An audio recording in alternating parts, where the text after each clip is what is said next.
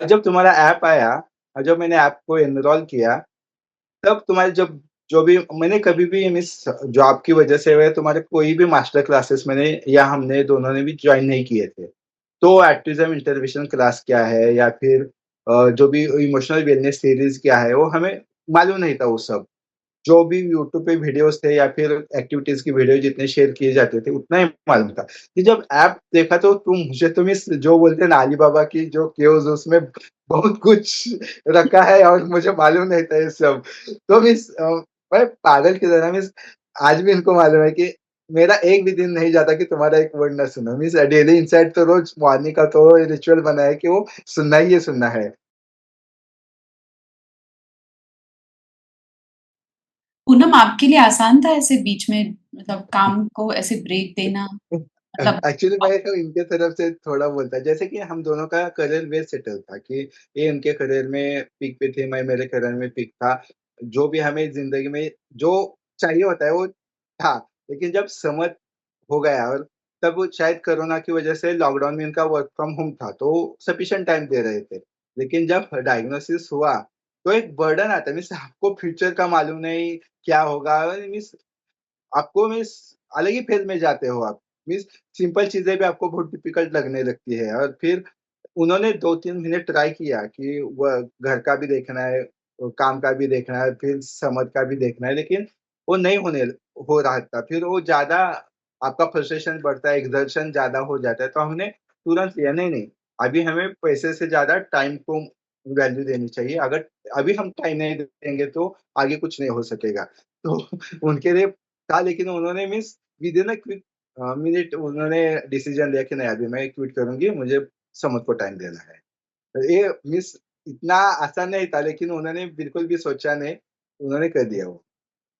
हुँ, वो कैसे बोलते हैं ना कि टाइम कमा नहीं सकते पैसे फ्यूचर में हाँ, एक्चुअली क्योंकि मीन्स मालूम नहीं। हमारा ये था कि अगर अभी हम बच्चे को टाइम नहीं देंगे, पैसा कमाएँगे और बाद में जब बच्चे ने हमें सहारा देना है, तभी भी हमें अगर बच्चे को सहारा देना पड़ा, तो मीन्स अभी पैसा कमाने से कुछ फ़ायदा नहीं है फिर। हुँ, नहीं और जैसे मतलब जनरली मम्मी लोगों का तो ऐसा ही रहता है। अगर कभी ज़िंदगी में ये वक़्त है कि टाइम और बच्चे में से चुनना है, तो कोई भी मम्मी बच्चे को ही चुनती है। तो वही था कि मेरा बच्चा अगर अच्छा हो जाए, तो बाकी मुझे कुछ नहीं चाहिए, ऐसे। और तो वापस करियर में जा सकते हो, वापस फ्यूचर हाँ, अगर वो और 1-2 वो साल तो है। वो डेफ़िनिटली हाँ, वापस बट वो जो टाइम बच्चे का निकल जाता है, वो नहीं भरपाई होती कभी। हाँ। मतलब जैसे आपने फर्स्ट इंटरव्यू में ही कहा था आपने कि जो टाइम जो मिला है, टाइम स्पेंड जो है, वो बहुत इम्पोर्टेंट चीज़ है। जैसे अब तो जैसे बोलते हैं कि 5 टू 7 इयर्स तक हम बच्चे पे अच्छा कोशिश करेंगे तो उसके रिज़ल्ट मिलेंगे। तो वो एक हमारे दिमाग में भी बहुत अच्छे से था कि अभी हमें करना ही है, कुछ भी हो जाए। तो इसलिए भी मतलब ऐसा ज़्यादा ये नहीं लगा दुःख नहीं लगा।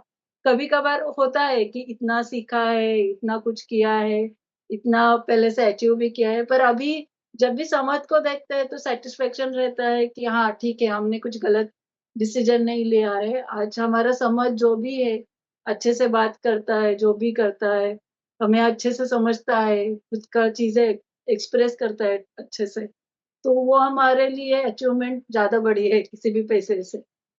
आप तो जो लोग सुन रहे हो उनको नहीं पता समर्थ अब कौन से स्टेज, तो आप बताओगे कि अब कहाँ है? बात कर सकता है, नहीं कर सकता है, स्कूल जा रहा है, नहीं जा रहा है, फ्रेंड्स के साथ खेल रहा है, नहीं खेल रहा है? क्योंकि कोर डेफिसिट होता है कम्युनिकेशन और सोशल स्किल्स और सेंसरी चैलेंजेस, ये सारे कहाँ पर हैं आज? जैसे कि अभी समर सीनियर केजी में जाएगा, अभी चालू हो गया उसका, वैकेशन चालू है। समर तो घर में तो हमें बिल्कुल भी मिस शायद तुम भी मिली हो लैंग्वेज या फिर कम्युनिकेशन बिल्कुल भी प्रॉब्लम नहीं है। इंडिपेंडेंटली नीचे भी जाके बच्चों के साथ खेल लेता है। थोड़े बहुत आई एम नॉट सेइंग कि 100% है, लेकिन मैं बोल सकता हूँ कि 90% तो बिल्कुल वो बच्चों में मिल जाता है। बाकी के बच्चों पे भी इश्यू होते हैं, वो जो टॉलरेंस लेवल बोलते हैं ना, उस लेवल में समर्थ है कि वो बच्चों के साथ मिस कभी उसका बुलिंग नहीं होगा या फिर कहीं कंप्लेंट नहीं आएगी। 1-2 बार आएगी लेकिन वो बाकी के बच्चों की भी आती है, उस टाइप के है। स्कूलिंग के लिए बिल्कुल भी इश्यूज़ नहीं है, स्कूल में बराबर अपने आप से व्यान से जाता है, व्यान से आता है। एकेडमिकली हमें ज़्यादा उसके पीछे हम पड़े भी नहीं, हमें पढ़ने की ज़रूरत भी नहीं पड़ती है। वो खुद का खुद कर लेता है। दोस्तों के बर्थडे पार्टीज़ में जाना, दोस्तों के घर जाना, वो इंडिपेंडेंटली कर लेता है। या फिर बच्चों को उसके दोस्त का अगर बर्थडे पार्टी है, बर्थडे में जाना है, गिफ्ट सिलेक्ट करना, हम उसके पे इस पे छोड़ देते हैं, दुकान में जाना है, तेरे फ्रेंड्स को क्या लेना है, वो तू सिलेक्ट कर। वो बराबर अपने आप से सिलेक्ट करता है, उसको मालूम है मेरे दोस्त को क्या चाहिए। रोज़ डेली नीचे बच्चों के साथ जाके खेलना है। उसका बहुत सारे फ्रेंड्स के साथ बॉन्डिंग बनी है। स्कूल के फ्रेंड्स या कॉलोनी के फ्रेंड्स या जब हम गार्डन में जाते हैं, तो वहाँ के फ्रेंड्स। अभी वो लास्ट 1 साल से एक्सरसाइज़ क्लास जाने लगा है कि उसका थोड़ा कोर स्ट्रेंथ कम था, तो हमें लगा कि और वहाँ पे खुले जगह में जो भी टीचर है उनकी इंस्ट्रक्शन फॉलो करना या अलग-अलग एज के बच्चे 30-40 बच्चे अलग-अलग एज के, उनके साथ इंटरैक्ट करना। तो हमें लगा ये अच्छी अपॉर्च्युनिटी है इसलिए उसको भेजा। वहाँ भी उसने बहुत सारे फ्रेंड्स बना लिए। जैसे हम एक बार ट्रेक पे गए थे, वहाँ पे उसको एक दोस्त मिला, उसके साथ उसने फ्रेंडशिप की।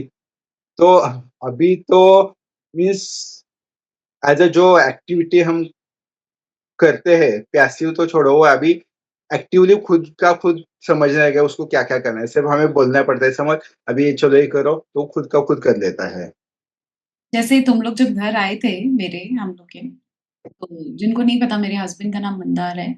तो मंदार को लगा एसके ऐसे ही हमको मिलने आया है, लाइक जैसे मैंने जैसे बोला हम लोग ट्रैक पे जाते थे साथ में, तो उसको लगा अरे एसके ऐसे ही आ रहा है करके, उसको कुछ खास पता नहीं था।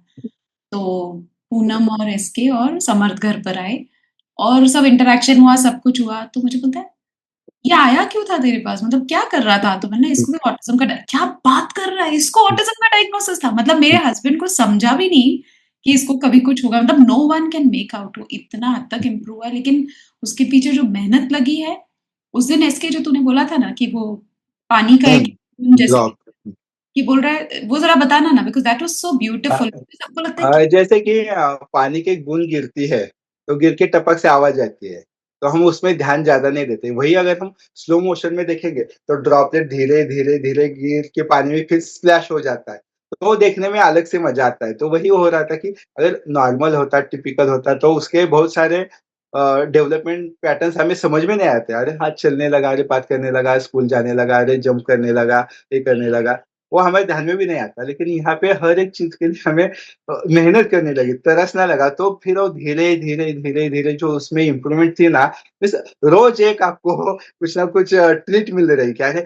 कल ये नहीं हो रहा था, अरे आज ये हो गया, अरे आज ये तो और अच्छे से किया, अरे इसको तो और अच्छे से किया। तो जो आपको अंदर से फीलिंग आती है ना, वो मीन्स हम बता नहीं सकते हैं। मतलब उसको एक जंप नहीं आती थी बिल्कुल। हाँ। बहुत सारे बाकी के बच्चे जंप करते थे उसके उम्र के, उसको जंप नहीं आती थी। और मैं ऐसे ही मम्मी के पास में गई थी, तो वो मम्मी का एक घर पे एक डबल बेड है, उसके ऊपर थोड़ा-सा ऐसा कंपार्टमेंट टाइप है। तो मैं तो मम्मी के साथ में थोड़ा किचन में थी, वो बेड पे था, तो वो कप कंपार्टमेंट पे चढ़ा और उसके बाद में धड़ाम से नीचे गिरने का आवाज़ आया, मतलब बेड पे गिरने का।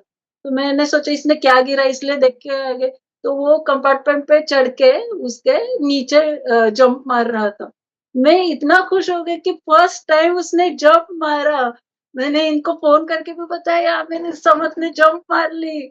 और उसके बाद में फिर मैंने 2-3 बार उसको बोला वाओ! Jump, jump, yes! थड़ाम कर और फिर उसने 2-3 बार जंप मारी। तो मुझे इतना अभी भी याद है कि वो खुशी बहुत बड़ी थी मेरे लिए कि यस समझ ने कर लिया क्योंकि जो चीज़ें वो कर नहीं सकता और वो अचानक से एक दिन ऐसे ही हो जाती है। तो मतलब वॉव! हमने अचीव कर लिया कुछ तो ऐसे। अभी भी मुझे याद करके भी वो चीज़ बहुत मस्त लग रहा है। जैसे कि हर एक एक्टिविटी हमने ना उसको इंट्रिंसिकली मोटिवेट होना चाहिए मीन्स जो करना है उसको अंदर से मोटिवेशन आना चाहिए कि हाँ मुझे करना है मुझे करना है।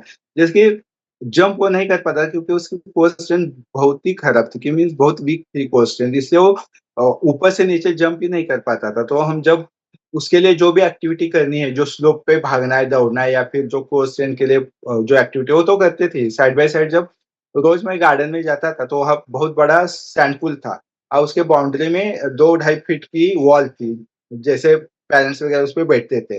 तो मैं क्या करता था, जितने भी 4-5 बच्चे हैं, उनको उस पे खड़ा करता था, एक-दूसरे का हाथ पकड़ के और 1, 2, 3 सब जंप करेंगे। तो मैं क्या करता था, सब बच्चे खड़े हैं, सबसे लास्ट में समर को खड़ा करता था, उसका हाथ मैं पकड़ता था और 1, 2, 3 मैं उसको जंप करवाता था। इस 4-5 महीने ऐसे ही चला कंटिन्यूअस, रोज़ जाना है गार्डन में जाके 1, 2, 3 जंप 5-10 बार कितनी भी बार करो, लेकिन उसको ऐसा नहीं लगना चाहिए कि अरे मुझे नहीं आ रहा है। हाँ, हम ट्राई कर रहे हैं। रोज़ रोज़ जंप करवानी है, लेकिन एक दिन उसने मीन्स कोई नहीं था साथ में, फिर भी उसने उस दिन कर करवा लिया। दिया। हुँ, ऑसम। तो ये पूरे मतलब जर्नी को, इतनी मेहनत को कितना साल लग गया? मतलब जब से ये मिला उसको डायग्नोसिस, तब से लेके जैसे एक इम्प्रूवमेंट आने तक, जैसे कि लगे कि अब काफ़ी इम्प्रूव हो गया, उसको कितना टाइम लग गया पूरा? मेरे ख़्याल से 2 ढाई साल, 2.5 साल तो ढाई एटलीस्ट। साल, 2 ढाई साल। हुँ। उसमें मुझे आप लोग को पूछना है, ये जो ऐप है, कई लोग बोलते हैं ऐप है क्या? ये जो ऑटिज़्म इनसाइट्स, उसने आपको हेल्प किया किसी तरीके से? और अगर बहुत, हेल्प बहुत किया, तो कैसे हेल्प किया? मतलब क्या क्या मिलता है पेरेंट्स को ऐप में? क्योंकि मेरे को ज़्यादातर पेरेंट्स कहते हैं, "ये ऐप क्या है? ट्रेनिंग क्या है? ये सब क्या मतलब है? मेरे बच्चे को देखो और मेरे बच्चे का 1 टू 1 करो।" तो क्या मिलता है इन चीज़ों से? जैसे कि पहले जब तुम होम प्रोग्राम देते थे, तो यूट्यूब के जो भी रिलेटेड एक्टिविटी है, उसका वीडियो शेयर किया जाता था। या फिर मैंने तुम्हारे बुक पढ़ के कुछ-कुछ चीज़ें समझ में आ रही थी। और मैं पहले बहुत फ़ोकस था कि समर को जो-जो होम प्रोग्राम दिया है ना, उसको ही सिर्फ़ फ़ोकस करो, उसको ही एक्टिवली अच्छे से करवाओ। लेकिन धीरे-धीरे मुझे समझ में आने लगा कि नहीं, कुछ ना कुछ तो मिसिंग है कि मुझे और कुछ जो मुझे मालूम नहीं है, लेकिन वो समझ से करवाना है। लेकिन वो क्या है वो समझ में नहीं आ रहा था कि नहीं, मुझे हमेशा में सब कुछ ठीक लग रहा है, फिर भी आपको कुछ ना कुछ बोलते हैं ना कि सब कुछ ठीक है, फिर भी आपको कुछ ना कुछ मिसिंग लगता है, कि नहीं कुछ है जो चीज़ मुझसे छूट रही है। वो मुझे समझ में नहीं आता था कि कुछ तो है। और जब तुम्हारा ऐप आया और जब मैंने ऐप को एनरोल किया तब तुम्हारे जब जो भी मैंने कभी भी मिस जो आपकी वजह से हुए तुम्हारे कोई भी मास्टर क्लासेस मैंने या हमने दोनों ने भी जॉइन नहीं किए थे। तो ऑटिज़्म इंटरवेंशन क्लास क्या है या फिर जो भी इमोशनल वेलनेस सीरीज़ क्या है, वो हमें मालूम नहीं था वो सब। जो भी यूट्यूब पे वीडियोज़ थे या फिर एक्टिविटीज़ की वीडियो जितने शेयर किए जाते थे, उतना ही मालूम था। कि जब ऐप देखा तो मुझे तो मिस जो बोलते हैं ना अली बाबा की जो केव्स उसमें बहुत कुछ रखा है और मुझे मालूम नहीं था ये सब। तो मैं पागल की तरह मिस आज भी इनको मालूम है कि मेरा एक भी दिन नहीं जाता कि तुम्हारा एक वर्ड ना सुनो। मीन्स डेली इनसाइट तो रोज़ मॉर्निंग का तो रिचुअल बना है कि वो सुनना ही सुनना है। तो बहुत बार क्या होता है अंडरस्टैंडिंग में बहुत हेल्प करता है कि बहुत सारी चीज़ें रिफ्लेक्सेस क्या है क्या फिर अ, अभी मुझे एग्ज़ैक्ट वो टेक्निकल वर्ड्स याद नहीं आ रहे लेकिन वो सब कुछ नहीं पता चलता है। लेकिन जब तुम्हारे जो मास्टर क्लासेस मैंने जो रिकॉर्डिंग देखे या फिर बाकी के टेक्निकल लाइव सेशन के जो तुम पेरेंट्स के साथ या फिर जो अपना मंथ में 4 बार मीटिंग होता है उसमें बाकी के पेरेंट्स, बाकी के बच्चे क्या करते हैं, तो बहुत बार अपनी भी गलतियाँ हमें समझ में आती है कि बहुत मैंने भी जैसे कि सुपर फाइन या प्रोन एक्सटेंशन बहुत दिन में गलत करता था। जब एक वीडियो में मैंने मेरे वीडियोज़ शेयर किए तो तुमने बताया कि नहीं-नहीं इसके ये गलत है, ये तुम्हें झूले पे स्विंग में करना है, ना कि ज़मीन पे करना है। तो फिर पता चला कि अरे नहीं-नहीं ये गलत कर रहा था। या फिर बाकी के पेरेंट्स अपने एक्सपीरियंस शेयर्स करते हैं या फिर उनकी क्वेरीज़ बहुत बार हमें भी लगता है कि ये अपनी क्वेरीज़ है, तो उतनी जगह पे ही सॉल्व हो जाती है। तो उससे ऐप से तो बहुत डेफ़िनेटली बहुत फ़ायदा हुआ। और इवन जो डेली इंसाइट है मैम आपका, वो भी बहुत हेल्पफुल है क्योंकि सिर्फ़ ये चीज़ में सिर्फ़ बच्चों को ज़रूरत नहीं रहती, पेरेंट्स को भी ज़रूरत रहती है। जो स्पेशली आप डेली इनसाइट में पेरेंट को ट्रेन करते हो, पेरेंट का माइंडसेट ट्रेन करते हो और मतलब लिटरली बहुत छोटी-छोटी चीज़ें रहती है कि जो मन में चलती है और आप उसको जैसे प्रॉपर्ली एड्रेस करते हो वो इश्यूज़ को, वो बहुत हेल्पफुल होता है कि हाँ, मतलब हम ये जो सोच रहे हैं ये अ, मतलब बाकी के भी सोचते हैं और इसमें इस चीज़ को हमें ऐसे देखना है, ऐसे एंगल से देखना है। वो बहुत हेल्पफुल रहता है। मतलब बहुत छोटी-छोटी चीज़ें रहती हैं जो आप हमें डेली इनसाइट में बताते हो, पर वो सच में यूज़फुल रहती है ताकि हम भी मेंटली स्टेबल रहे बच्चों के साथ में खेलते वक़्त या बच्चों से डील करते वक़्त, वो भी बहुत यूज़फुल है एक्चुअली कि हमने कैसे बिहेव करना चाहिए, कैसे उनके तरफ अप्रोच करना चाहिए, तो वो डेली इनसाइट में बहुत अच्छे से बताते हैं। तो एंड आई एम थैंकफुल ना कि आप लोगों को हेल्प हो रहा है, सो आई एम वेरी थैंकफुल कि आप शेयर कर रहे हो। मुझे जो पूछना है वो ये है कि नया कोई पेरेंट है जो अगर सपोज़ ये इंटरव्यू देख रहा है और वर्ल्ड इज़ लाइक अरे बाबा रे! पहली-पहली बार डायग्नोसिस मिले या डायग्नोसिस है और बच्चा इम्प्रूव नहीं हो रहा है, तो उनके लिए आप क्या सलाह देना चाहोगे? तो बोलेंगे माइंडफुल रहे, पेशेंट पेशेंस पेशेंस से काम कीजिए। खुद को मीन्स ऐसा ना हो कि बर्डन लेके अंडर प्रेशर काम करें। अगर होप है, आपके मन में दृढ़ निश्चय है, तो कुछ भी आप कर सकते हो। और मेरे हिसाब से सबसे पहले तो पेरेंट्स ने एक्सेप्टेंस करना चाहिए।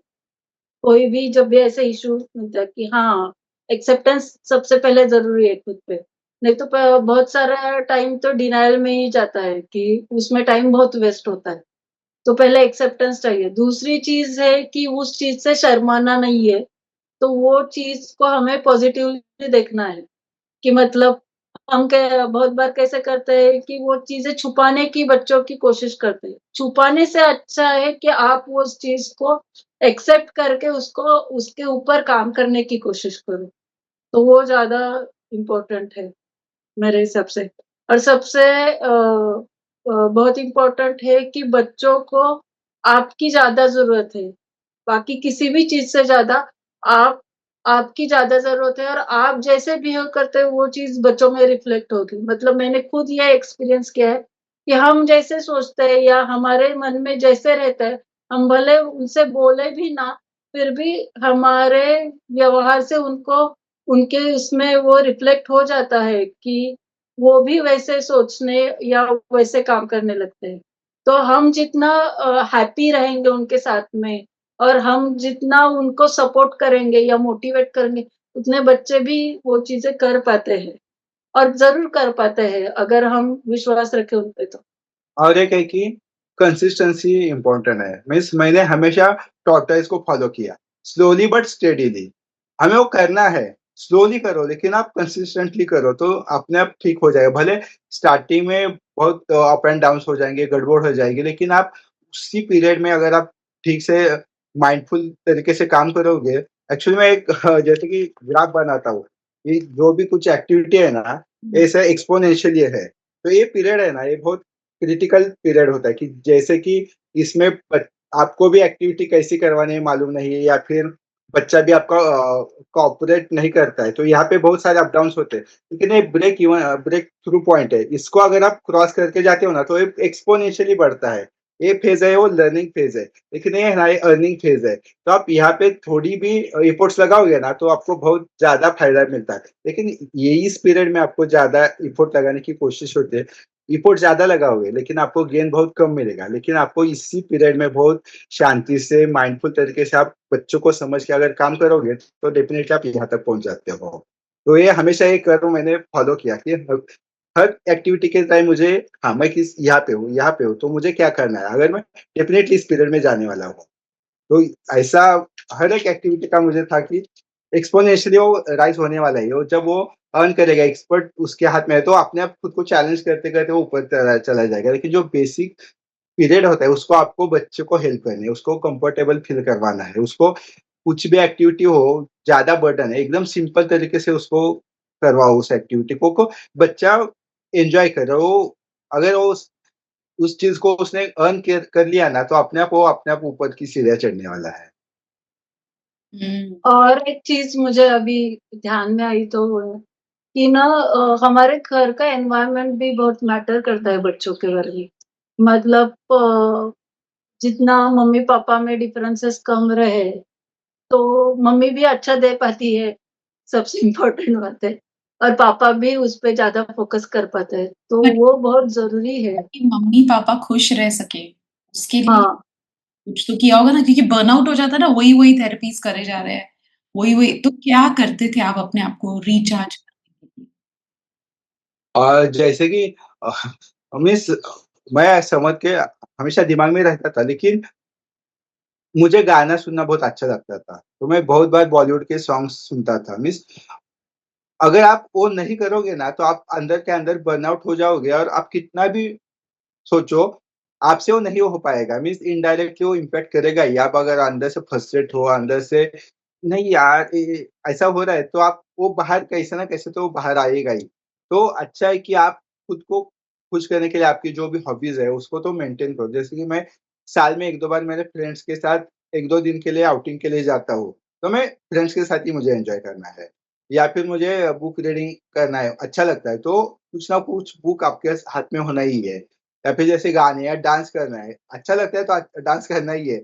और जो मैं डांस करता था वो देख-देख के समझ को भी वो डांस करना अच्छे लगने मीन्स वो भी एन्जॉय करने लगा वो चीज़ें। तो ये था कि खुद को और एक्सरसाइज़ वगैरह जो भी है मीन्स आज भी मैं रिसेंटली चालू किया, रोज़ 5 बजे उठना है, 5:30 टू 6:30 खुद के लिए एक्सरसाइज़ प्ले ग्राउंड पे जाके करनी है।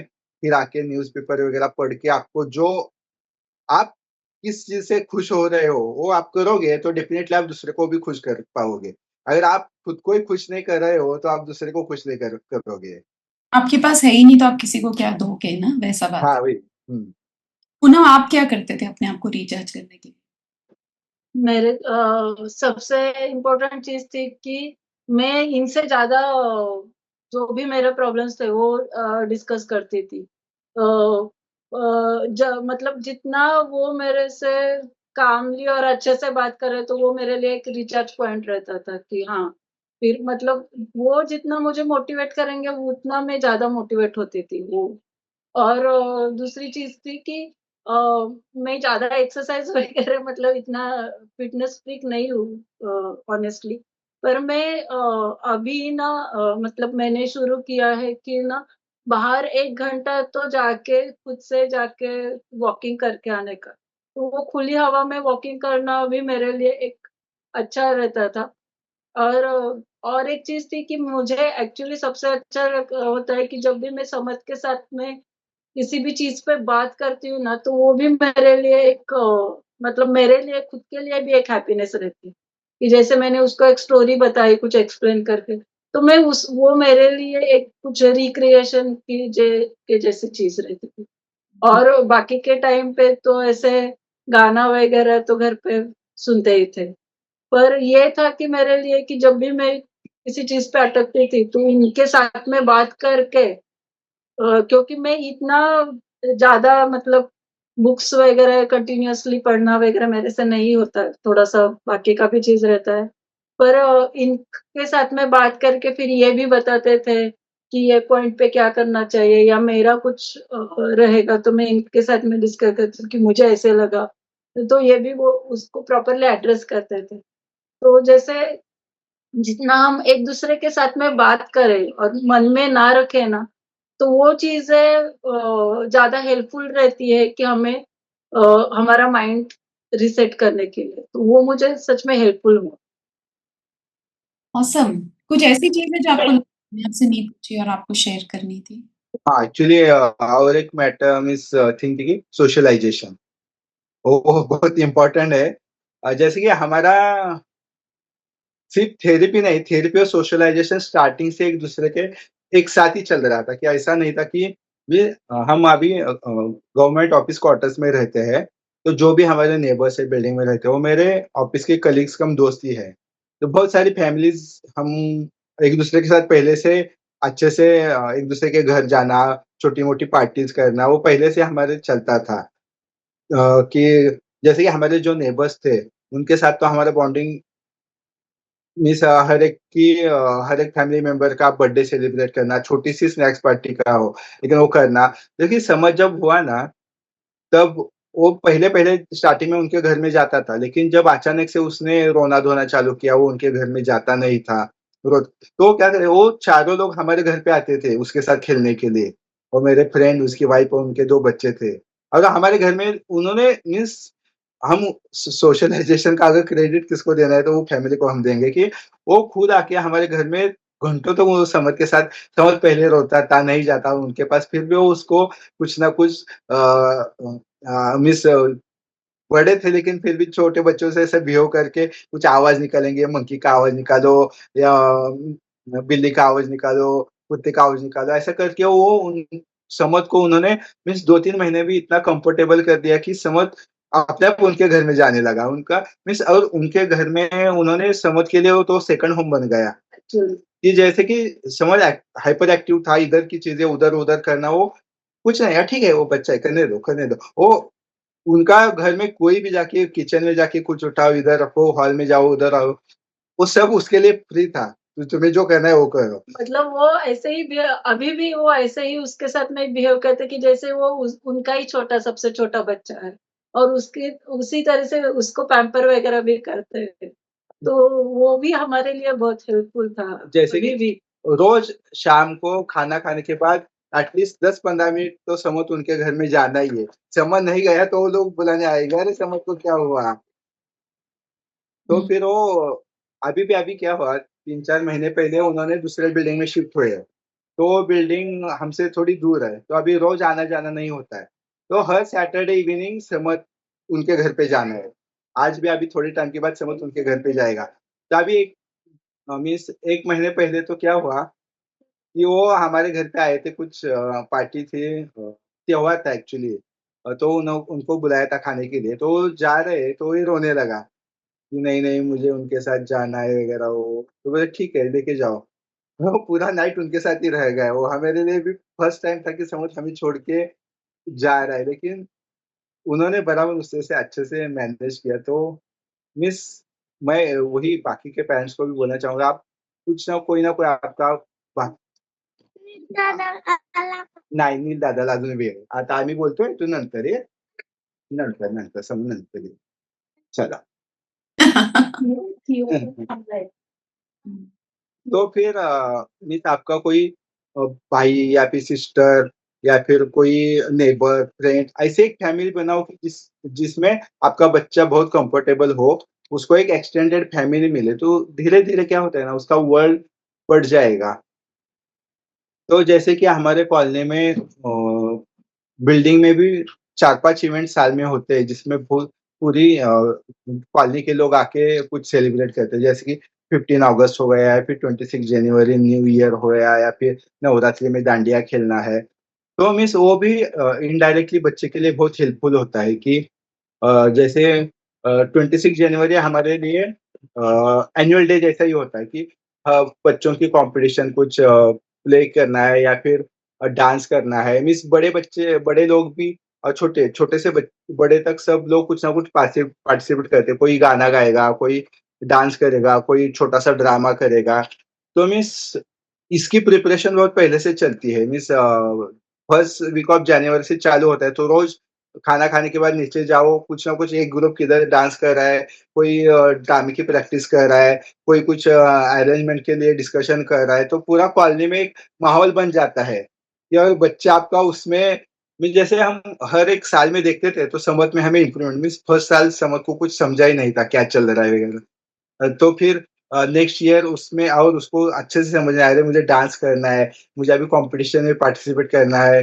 फिर हर एक बच्चे को कुछ ना कुछ गिफ्ट या फिर प्राइज़ दिया जाता था। स्टेज पे जाके मुझे मिल गया, वो जो खुशी होती थी ना, वो उससे और ज़्यादा उसको मीन्स मोटिवेशन। मोटिवेशन मिलने लगा।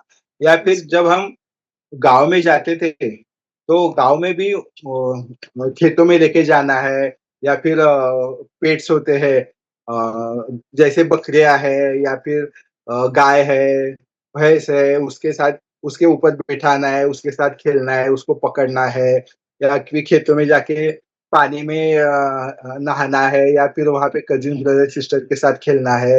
ये सब चीज़ें हमने बहुत सारी उसको अपॉर्च्युनिटीज़ दी कि उसका सोशलाइज़ेशन इम्प्रूव हो या फिर जैसे कि उसको ट्रेक पे लेके जाना है या फिर ड्रामा दिखाना है, म्यूज़ियम में लेके जाना है उसको, ज़ू में लेके जाना है या फिर बीच पे लेके जाना है, पिकनिक पे जाना है। वो सब हमने बहुत मिस जैसे कि गार्गी, श्री, समत और कॉलोनी के 2-4 बच्चे हमेशा है ना, हर वीकेंड पे सैटरडे, संडे हम पिकनिक जाते थे। छोटा-सा बैग ले लो, उसमें टिफ़िन, पानी का बॉटल और पिकनिक पे लेके जाओ। फिर वहाँ जाके एक नेचर ट्रेल था, वहाँ पे सीढ़ियाँ चढ़नी है, फिर ऊपर-नीचे बहुत सारा में झाड़ों में से चलना था, तो उसके लिए वो भी एक एक्टिविटी थी और फिर वो एन्जॉय भी करता था।